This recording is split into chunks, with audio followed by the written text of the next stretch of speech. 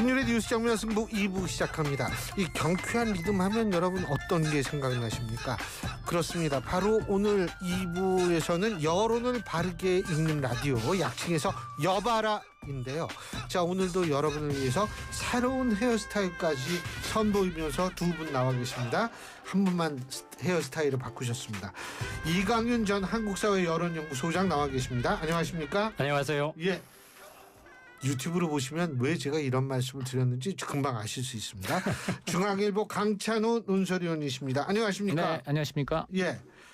야, 아니 지금 여름에요? 뭐예요? 장마도 아닌데 맨날 비가 와요. 어떻게? 네. 내일 또 온대요. 그러게요. 지난주에도 야구도 잘 못해요. 아, 요새 그렇군요. 아, 요즘 그 정치부 기자들 화제는 예. 대선 취재해봤는데 이렇게 재미없고 이렇게 자극이 없고 취재 열기가 안 나는 그런 대선도 없다는 좀 한탄이 있습니다. 예, 네. 다 비슷비슷하네요. 날씨도 그냥 우중충하고 그냥 막 끈적거리고. 자, 그러면 이제 본격적인 얘기 앞서서 오늘 얘기할 여론조사 정리부터 우리 이강윤 소장님께서 해주시죠. 네. 리얼미터 신문 의뢰로 지난 14일, 15일, 16일 사흘간 조사했습니다. 그러니까 첫 번째 TV 토론이 있기 전이죠. 이하 직함이나 존칭, 경칭은 생략하겠습니다. 우선 대선 주자 적합도 이재명 50.2, 국민의힘 김문수 35.6, 개혁신당 이준석 8.7%로 나타났습니다.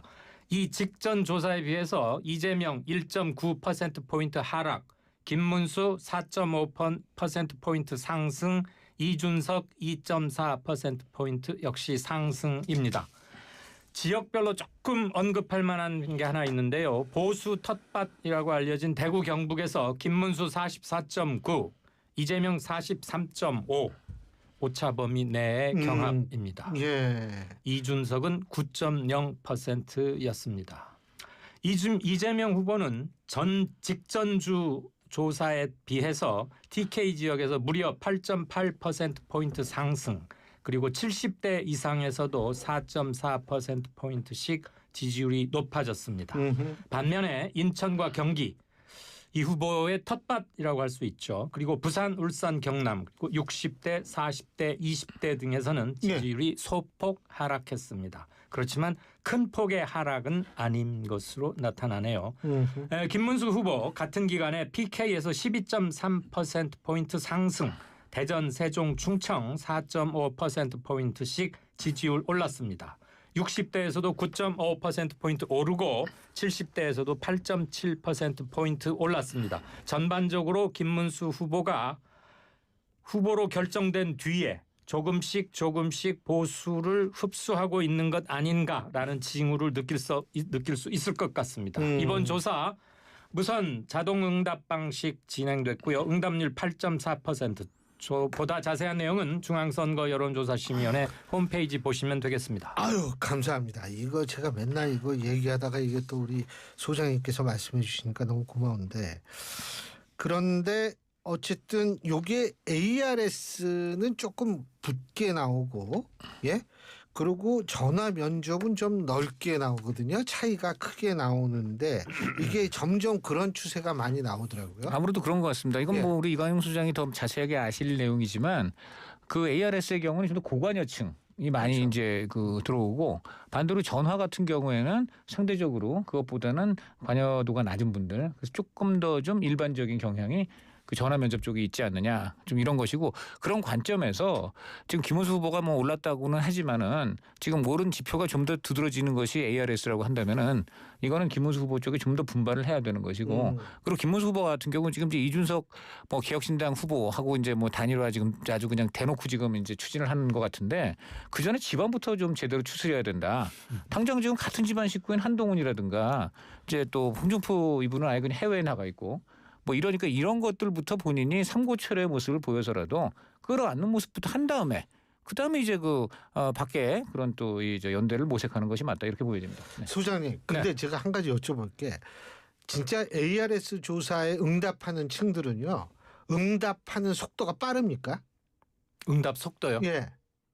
그러니까 뭐 예를 들면 뭐 어느 정당을 지지합니까? 후다닥하고 또 뭐 어떤 후보를 지지하십니까? 또 금방 누르고 뭐 이렇게 네. 되는 건가요? 아무래도 그렇게 되죠. 사람들 심리가 예. 자극에 반응하는 사람들의 기제가 원래 그런 것 같은데 사람과 사람끼리 물을 때는 누구를 지지하세요? 그러면 단 1초라도 한번 생각을 해본다거나 무슨 이슈에 대해서 물으면 답하기 전에 한번 가다듬게 되는데 반해서 이것은 이거면 몇 번, 이거면 2번, 뭐면 3번을 누르세요 이러면 인터로큐테이션 파워나 시간은 거의 없어지고 즉각적으로 반응하게 되는 것 같아요. 일반적으로. 그 점은 확실히 있고 또 하나는 콜백하고도 관련이 있어요. 전화를 했는데 안 받잖아요. 그러면 몇 번을 다시 그 그렇죠. 번호로 하느냐인데 대개 ARS는 응답률이 좀 낮으니까 예. 1000샘플이면 1000샘플, 2000이면 2000 그것을 정해진 시간 안에 빨리 하기 위해서는 콜백을 4번 할 거 3번 하거나 2번 하는 경향이 좀 없지 않고요. 그건 이제 각 사의 펄러시 정책에 따라 달려 있긴 합니다. 근데 갤럽 같은 데는 아무래도 콜백 5번 횟수 정도. 조금 많죠. 그렇지 않은 곳은 좀 적고요.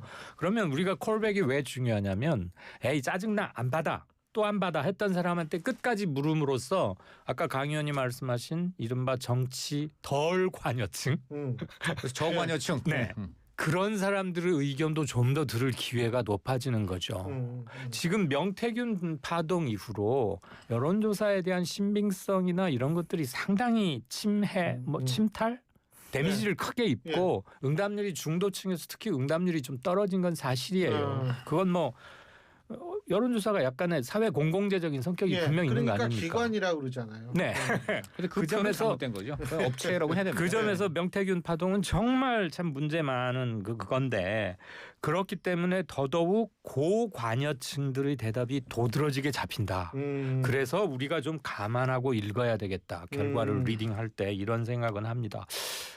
두 분께서는 어떻게 느끼시는지 모르겠는데 이번 대선의 선거 기운, 열기 그런 걸 좀 저는 잘 못 느끼겠어요. 아니 저는 제가 무디진 않거든요. 네. 근데 저도 못 느끼겠어요. 아까 말씀하셨잖아요. 네, 근데 그렇습니다. 제가 한 가지 네, 여쭤보는 네. 두 분께 공이 샤이나 쉐임 보수라고 그러더라고요 요새는. 샤이나 쉐임이 있는데 있어요? 그렇게 보면 문제는 이분들이 찍지를 않을 수 있게 샤이보스의 의미가 뭐냐면요. 여론조사 이때는 응답 안 하다가 찍질 않는 게 투표를 안 한다 이거죠. 투표장에 가는데 그게 샤이보스거든요. 그렇죠. 그래서 샤이보스란 말이 뭐냐면 나중에 여론조사 틀렸을 때 그거를 변명하는 그 기재가 바로 샤이보스인 거예요. 아 여론조사에 안 잡혔던 분들이다. 근데 이분들이 투표장에 나와가지고 우리 여론조사 쪽에서 예측했던 결과 다른 결과가 나왔다라고 여론조사 업체들이 변명하는 그럴 때 쓰는 게 샤이보수 또는 샤이진보 이런 건데 이번에 샤이보수들이 분명히 있는데 이분들은 아예 이번에는 투표를 포기하거나 그럴 가능성이 상당히 있다. 예, 그렇게 봅니다. 저도 동의합니다.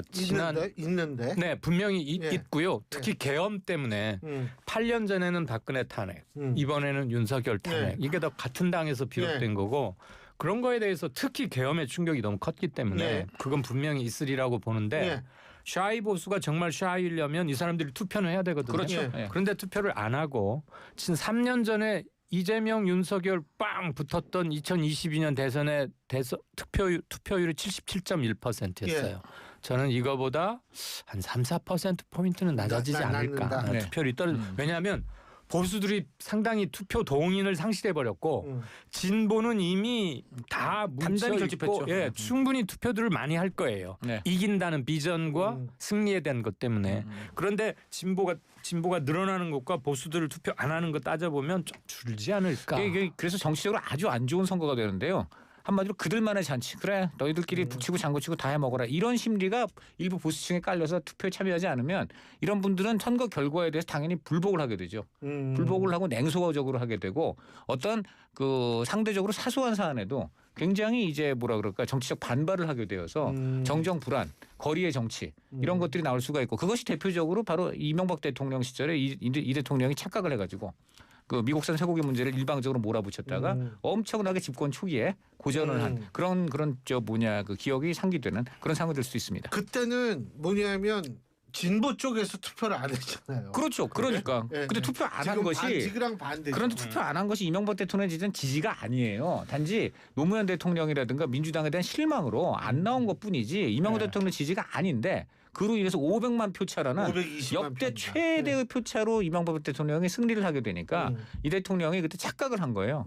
내가 압승을 해서 내가 이제 일방적으로 정책을 몰아붙여도 되겠거니 네. 이런 생각을 조금이라도 하게 되는 것이죠. 그때부터 이제 이게 정치가 굉장히 어려워지는 겁니다. 그 그러면 안 기권이 되죠. 네. 반대표 못지않게 정치적인 저항의 표현이기도 했는데 그렇죠. 조금 네. 드라이브를 네. 걸었던 것 같고 저는 이번에 1, 2위 간 표차가 정동영, 이명박 간에 났던 520만 표보다 조금 더 늘어날 가능성이 있다. 그럴 수도 네. 있지 않을까. 뭐 단일화가 이루어진다면 조금 더 줄어들 수도 있겠지만 단일화가 하여간, 된다면 네. 조금 다르지만 그런데 그 표차의 의미가 아까도 말씀드렸듯이 상당수 보수층이 투표를 포기하고 그냥 한마디로 이번 선거에 대해서 완전히 남의 일, 내 일이 아니다.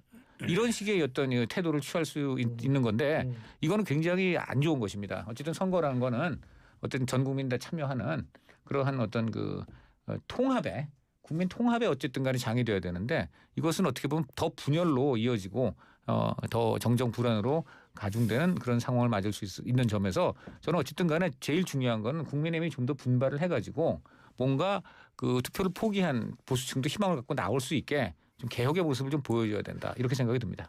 그 단일화 그러니까 김문수 후보와 이준석 후보가 단일화하면 좀 나아질까요? 어떻게 보세요? 안 한 거보다야 물론 나아지겠죠. 물론 사람들이 나아지는데 당연해요. 자칫 제닭 잡아먹기일 가능성이 높아서 시너지 효과가 그렇게 드라마틱하게 크게 나타날 것 같지는 않은데요. 저는 뭐 어느 편을 들려는 건 절대 아닙니다만 국힘을 보면서 두 가지 답답한 게 후보보다 윤석열이나 홍준표 언론 노출 빈도가 더 많아요. 미국에 가서 뭐라고 화와이에서 뭐 한마디 쓰면 다 그리 가서 뭐 중계 방송하고 오죽해야 또 뭐 비행기 타고 날아가서 뭐 제발 어떻게 한다고 4시간이나 얘기했다잖아요. 윤석열 전 대통령 탈당 문제로 며칠을 실갱이를 하고 낮밤하고 막 그랬습니까? 그러다 보니까 아니 탈당하는 게 무슨 구국의 결단이나 큰 희생도 아닌데 왜 저 문제로 저렇게 오래 하지? 그러면서 사람들 피로도도 상당해졌을 거고요.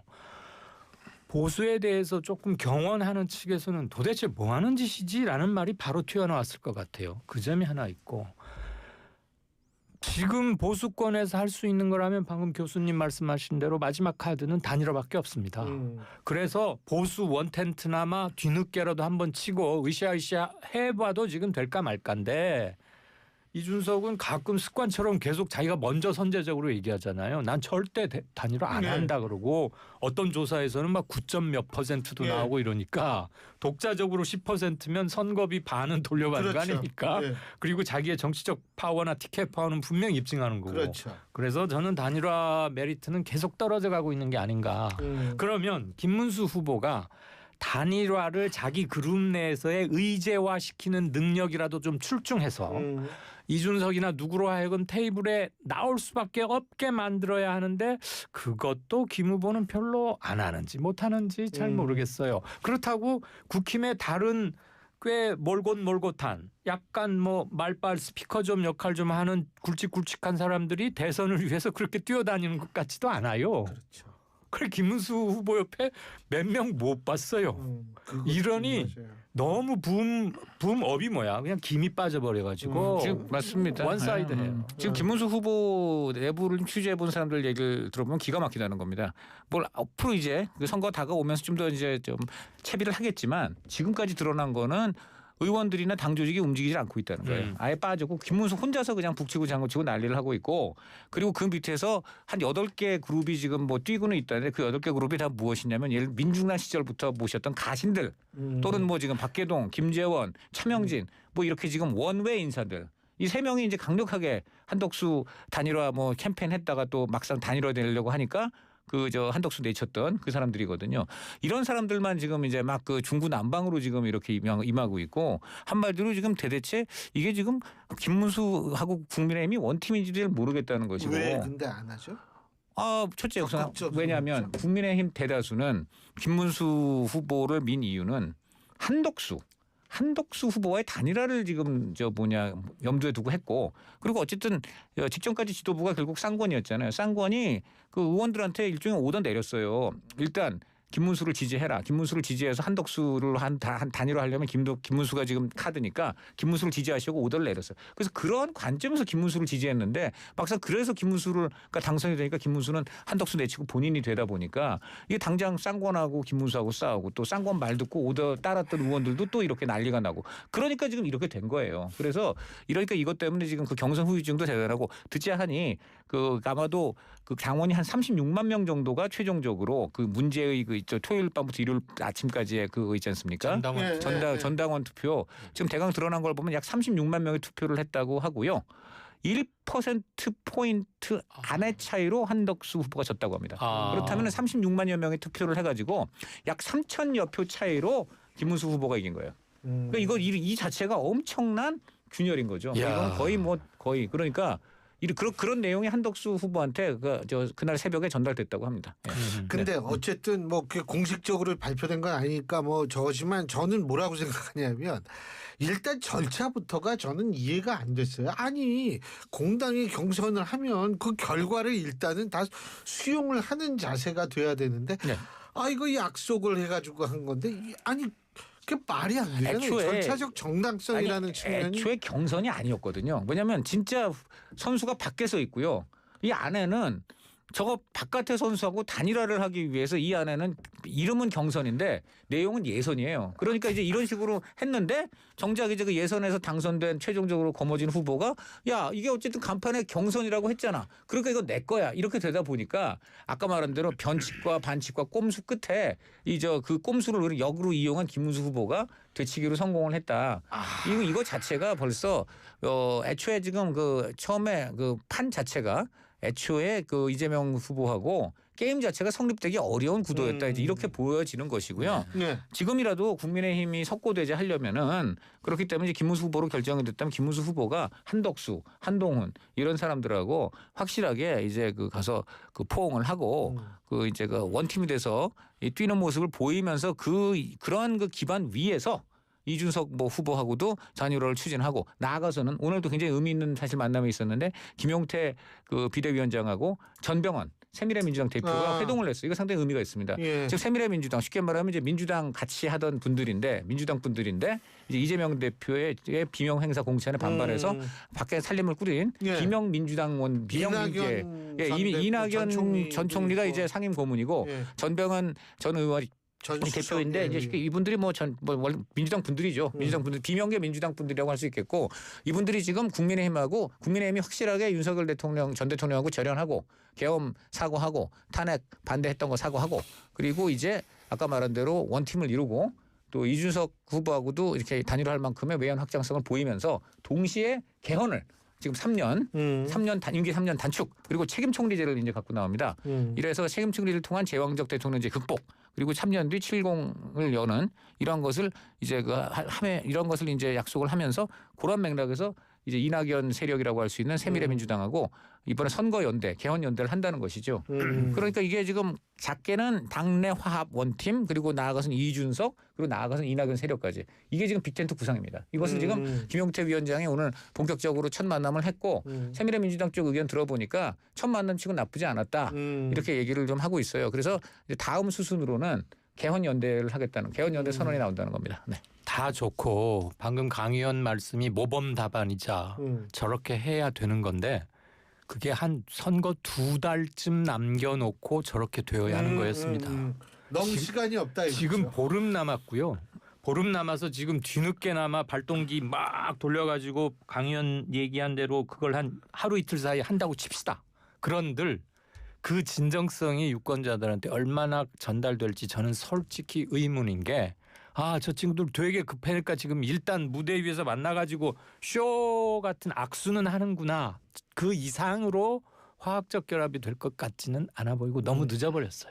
저는 솔직히 말해서 대선 이후에 근데 의미가 있을 것 같아요. 왜냐하면 이렇게 만약에 그 그림대로 돼가지고 번개불에 콩을 구워 먹는 비판이 있더라도 그런 그림을 최종적으로 만들어냈다면 그 얘기는 뭐냐면은 기존 친윤 이제 그 헤게모니 구도는 깨졌다는 얘기고 또 결국 이제 윤석열 전 대통령으로 대표되는 계엄이라든가 하는 이런 극우 논란을 빚는 이런 세력하고도 결별한다는 얘기고 그리고 이제는 그 민주당의 일부 세력하고도 연정을 하는 훨씬 더 중도화된 그러니까 예를 들면 과거에 노태우 전두환 세력이 더 이상 이제 그 자기들만으로 안 되니까 김영삼이라는 그 당시로서는 야당 세력 그 김대중 전 대통령과 함께 민주당 신민당을 이끌고 있던 김영삼 세력을 끌어들여서 보수가 좀 더 중도화했거든요. 그것이 3당 합당입니다. 그러니까 그러한 과정을 그러한 과정이 다시 한번 나오게 된다는 거죠. 불가피한 상황이다. 예, 말씀하세요. 아니요. 네. 뛰어난 해석이라서 제가 지금 감명받았어요. 근데 보수는 진짜로. 지금 잘 보시면요. 보수가 항상 살아온 과정이 그랬습니다. 보수가 항상 그렇게 근데 아니 근데 보수가 원래 그런 거예요. 네. 지금 모습이 참 그런데 근데 어째 말씀하세요. 말씀하세요. 아니요, 말씀하십시오. 네. 아니요. 근데 네. 그 김용태 위원장이 또 오늘 그 배우자 토론 거 어떻게 보셨어요? 그건 너무 황당하기까지 했어요. 저 저는. 깜짝 놀랐어요. 아니 수업 끝나고 딱 나와서 어떤 기자님이 전화를 하셔. 배우자 토론. 그러니까 이제 뭘 무슨 배우자요? 제가 배경 조금 취재했는데요. 네. 그 일단 뭐 지금 당연히 뭐 모든 다른 그 국민의힘 빼고는 다 지금 이제 기겁을 하고 막 그냥 맹비난을 하고 이제 일축을 해서 뭐 이제 없던 카드가 됐는데요. 어떤 카드가 됐어요? 없던 카드가 된 거죠. 뭐 많이 다 안 하겠다는데 뭐 그러면 설란영 여사 우리 저 김문수 이제 후보 부인이 설란영 여사신데 이 설 여사 혼자 나와가지고 뭐 토론이 됩니까? 안 되죠. 자 이게 왜 그렇게 된 거냐면 이제 국민의힘 입장에서는 김용태 위원장의 이제 표석을 둔 건 이겁니다. 첫째 설란영 여사가 대중적으로 알려지지 않았는데 이렇게 그 국민의힘 의원들이 보니까 상당히 괜찮은 분이라는 겁니다. 굉장히 소탈하고 꾸밈이 없고 그다음에 이분이 아시다시피 굉장한 노동운동가 출신이에요. 네. 53년생이신데 53년생이 어떤 의미냐면 되게 60년대 말 70년대 초에 한국 농촌이 이제 급격한 군대화 속에 되게 서울 와가지고 되게 그때 이제 시골에서 막 올라온 젊은 여성들이 버스 차장 아니면 구로공단의 이제 근로자 아니면은 그때는 가사 노동자 가정부라고 불리는 가사 노동자 이런 세 가지 정도 경로밖에 없던 시절이에요. 그런데 이분이 바로 그렇게 찢어지게 아마도 가난했을 거로 추정이 되는 전남 고흥 출신인데 호남 출신인 게 또 중요해요. 그러니까 순천에서도 고등학교 나오시고 그리고 서울 올라오셔갖고 공장 근로자 전형적인 길을 걸으시다가 세진전자라는 그 회사의 노조위원장까지 하시는 상당히 강성 노동운동가로 컸습니다. 그 과정에서 이제 김문수 당시 또 노동운동을 하던 김문수 위원장하고 잘 이렇게 또 그야말로 연을 맺게 동지적 사랑을 하게 된 거예요. 그런데 지금 그런 스피릿이 계속 계셔가지고 굉장히 좀 꾸밈이 없고 소탈하고 또 이렇게 뭐 어떻게 보면 두려운 게 없는 이제 이런 게 그래서 이분이 좀 더 대외적으로 어필할 수 있는 방법이 없을까 했는데 그러다 보니까 이제 그래서 배우자 토론 어떠냐 이런 게 하나 나온 거가 있고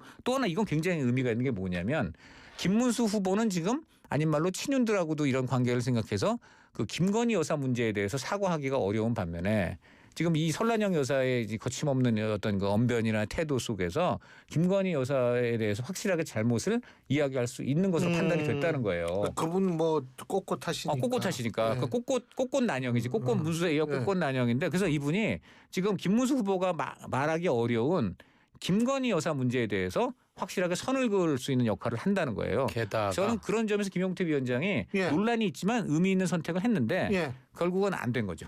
거기에다가 이재명 후보 부인도 뭐 한두 가지 사법 리스크라고 할까? 크죠. 큰 겁니다. 150만 원이기 때문에 좀 이런 거 있지 않습니까? 그런 것들도 있고 하니 흠도 좀 낼 겸 아마 다목적 카드로 김용태 비대위원 젊은 비대위원장이죠. 그렇죠. 제시를 한 것 같은데 일단 번지수를 저는 잘못 찾았다. 대통령 후보 부인들은 나중에 당선자의 부인은 법적인 건 아니지만 정치적 어느 정도 지위를 갖기는 갖지만 기본적으로 사인이지 않습니까? 공인이 아니고 그들에게 토론장에 나오게 할 무슨 근거는 없어 보여요. 그런 점에서 조금 그랬고 자칫 좀 황당하다 소리를 듣는 그런 게 아닌가 싶고 한 가지만 아까 여론조사 수치를 읽어드리긴 했지만 지금 15일 정도 남았기 때문에 저는 앞으로 크게 변할 뭐는 없다고 보는데 아니 일주일 후면 여론조사도 못 하잖아요. 그렇죠. 네. 깜깜이에 들어가니까 공표를 못 하는 거죠. TK 지역에서 이재명 후보 여론조사상 지지율이 앞에 4자를 그린다는 건 굉장한 변화입니다. 여지껏은 민주당 계열 후보가 잘 했을 때 20몇 %였고요. 지난 3년 전 대선에서도 안동 출신이기도 한 이재명 후보가 얻었던 득표율이 21, 대구 경북 21, TK 대구가 21, 경북이 24% 정도였거든요. 그런데 지금 이게 실제 득표로 될지는 한번 우리가 관전 포인트 중에 하나이긴 하겠습니다만 40%를 넘겼다는 건 굉장해 보입니다. 네. 아니 근데 어쨌든 뭐 이제 깜깜인데 좀 있으면 TV 토론은 사실은 정치학적으로 보면 TV 토론이 이렇게 결과에 큰 영향을 미치진 않아요. 본인들의 확신, 그러니까 그 애초에 찍겠다고 마음 먹은 분들 확신을 강화시켜주는 확증 현황이 네, 강화되는 거죠. 그렇죠. 예? 근데 어떻게 보셨어요? 저는 이번에 뭐 많은 분들이 아마 공감을 하실 거라고 생각하는데 이준석 후보의 정말 재발견인 것 같은 좀 그런 느낌이 많이 들었습니다. 왜냐하면 저 김문수 후보도 걱정했던 것만큼은 아니고 많이 걱정을 하신 많이 거예요. 걱정을 했는데 걱정한 분이 많았는데 뭐 나름대로는 뭐 그 걱정한 만큼은 예. 못하진 않았다지만 확실히 좀 전개를 좀 떠나 있었던 약간 이런 것도 좀 역시 느껴지는 반면에 이제 이준석 후보가 이재명 후보 결국 이제 이 TV 토론 이번에 관전 포인트 중에 그게 있죠. 아무래도 이제 워낙 앞서가는 이재명 후보에게 언더독 이라고 할 수 있는 다른 후보들이 얼마나 좀 이렇게 좀 뭐랄까 매운 공격을 하고 또 거기서 이재명 후보가 어떤 식으로 받아치느냐. 이게 사실 관전 포인트 아니었겠습니까? 그 관전 포인트에 제일 그래도 부응하는 드라마를 좀 플레이를 한 거는 역시 이준석 후보다. 대표적으로 뭐 호텔 경제학 같은 거 했더니 예. 바로 그냥 승수효과 맞냐 하는 식으로 세게 들어갔잖아요. 계속 들어가고. 그리고 뭐 저 친중 논란 같은 것도 세게 들어가고 예. 하니까 이재명 후보가 결국은 어떻게 보면 방어하다 결국은 그냥 딱 한마디 정리하는 식으로 끝내버리는 거 뭐 너무 극단적이다라고 하고 근데 그거는 사실은 논쟁의 끝이 아니에요. 그건 무마하는 거죠. 왜냐하면 그건 이제 상대방이 지적하는 문제의 본질을 계속 맞받아치지 않고 그냥 당신 하는 말 너무 지나친 거 아니야? 이렇게 끝내버리는 거기 때문에 그거는 이준석 후보 입장에서 본인은 성과를 거뒀다고 충분히 자평할 수 있습니다.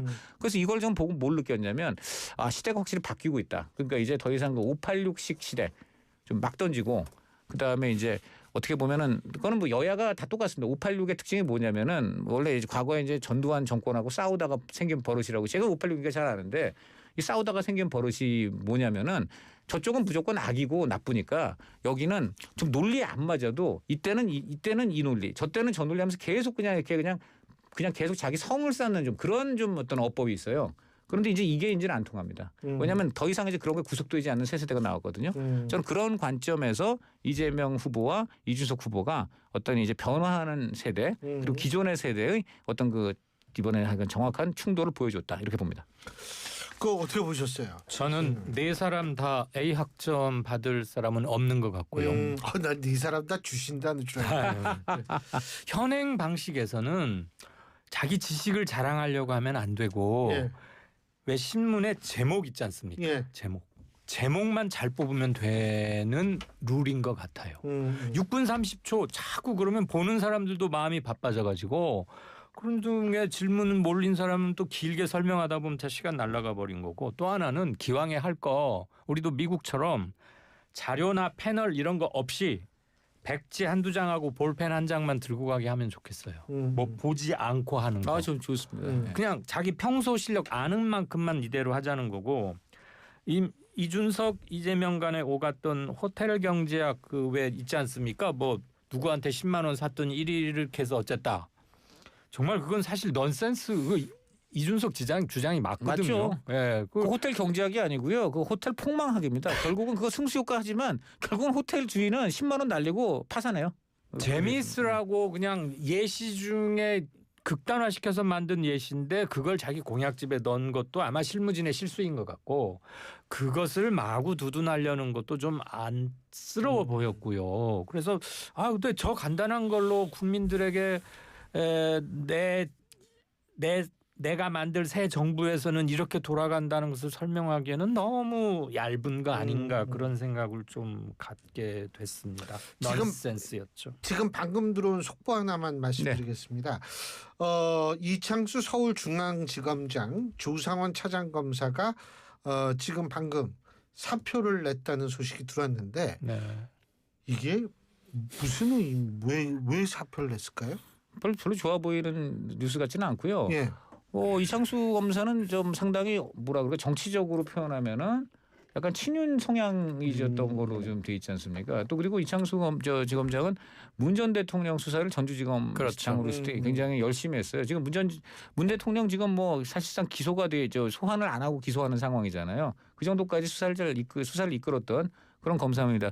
지금 사표를 냈다는 게 어떤 맥락과 배경 어떤 게 있는지는 모르지만 정치적으로 본다면 지금 대선에서 국면하고 무관한 것 같지 않다. 예. 그리고 검찰 입장에서 상당한 뭔가 압박을 지금 받지 않았을까 하는 그런 추측을 해봅니다. 네.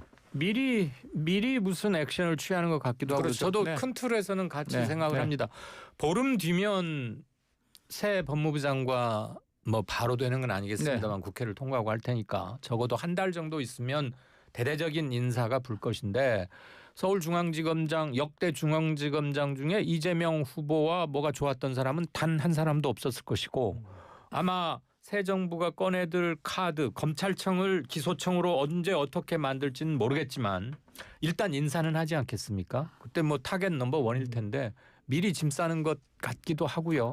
뭐 더 그렇습니다. 큰 틀에서 본다면 사실상 이제 검찰을 형해화하고 기소청으로 전락시키려는 여러 가지 지금 움직임들이 민주당에 있기 때문에 검찰에서는 아마 그런 것에 대한 대응 차원에서도 이러한 지금 조치를 취한 것이 아니면 또 본인이 지금 원했을 가능성 상당히 있고요.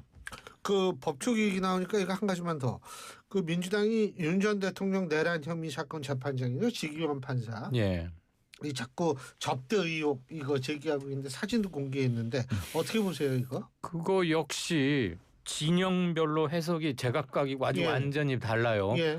이쪽에서는 야 무슨 룸사롱에서 삼겹살을 판단 말이냐. 당신 거짓말하는 거 아니냐. 이거 뽀록 나는 거다 이렇게 했고 이거 현직 판사에 대한 너무 심한 정치적 공격 아니냐라고 받아들이는 건 뭐 충분히 예상할 수 있는 반응들이었는데 저는 어제 지판사가 이거 하나 판사가 재판 시작 전에 자기의 사적인 일에 관한 자기 신상에 관한 일로 발언하는 것 자체가 정말로 이례적인 거잖아요. 예. 그랬으면 4시간 후에 민주당에서는 사람이 나온 사진을 다 깠는데 그러기 전에 오전 10시에 지판사가 자기 얘기를 신상 발언할 때까지는 민주당이 국회에서 공개했던 빈 룸사롱 사진은 있었잖아요. 예.